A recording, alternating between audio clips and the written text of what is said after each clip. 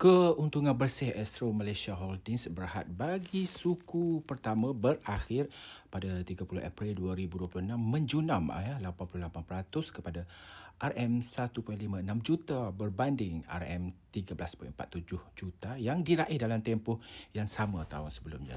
Tanpa kredit cukai sebanyak RM4.5 juta, syarikat itu sebenarnya mencatatkan kerugian bagi suku berkenaan. Okey. Sehingga 30 April, cukai semasa Astro berjumlah RM3.8 juta, manakala cukai tetangguhnya berjumlah RM8.3 juta, menjadikan kedudukan kredit cukai bersih sebanyak 4.5 juta. Syarikat itu turut menanggung kos yang lebih tinggi bagi set-top box serta peningkatan perbelanjaan berkaitan kaki tangan, termasuk bayaran pampasan penamatan perkhidmatan ya. Okey, sementara itu hasil susut 6.2% tahun ke tahun kepada RM659.62 juta, terutamanya disebabkan pendapatan langganan yang lebih rendah, kata penyelia perkhidmatan televisyen berbayar itu kepada makluman kepada Bursa Malaysia. Dalam kenyataan berasingan juga, Ketua Pegawai Keuangan Kumpulan Dr. Grace Lee berkata, persekitaran operasi kekal mencabar apabila pengguna terus berdepan tekanan kos sara hidup dan membuat keputusan selektif. Namun begitu, katanya prestasi Astro yang kekal berdaya tahan mencerminkan kekuatan kandungan tempatan berkualiti, ekosistem hiburan bersepadu dan pelaksanaan strategi jangka panjang yang berdisiplin.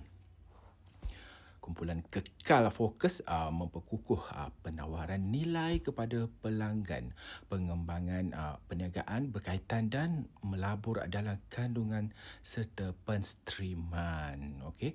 Dan dalam landscape media yang terus berubah, Astro komited untuk mengimbangi agenda transformasi dengan pengurusan keuangan yang lebih berhemah. Kedudukannya unit Astro sebagai pencipta kandungan, agregator dan pengedar kandungan terkemuka menyediakan asas kukuh untuk pertumbuhan jangka panjang. Mengikut ahli lembaga pengarah juga, ingin merakamkan penghargaan terhadap Owen Smith atas sumbangan beliau kepada Astro sejak 6 tahun lalu. Dengan pelantikan Harry Tan sebagai Ketua Pegawai Eksekutif Kumpulan GCEO interim, Astro kekal berada di landasan tepat untuk terus menjadi destinasi hiburan pilihan rakyat Malaysia. Baik, memandang ke hadapan, kami komited untuk terus melangkah maju bersama pemegang taruh dan negara dalam memperkukuh daya saing jangka panjang serta mencipta nilai yang mampan untuk pelanggan, rakan niaga, warga kerja, pemegang saham dan juga komuniti yang santuni. Bye.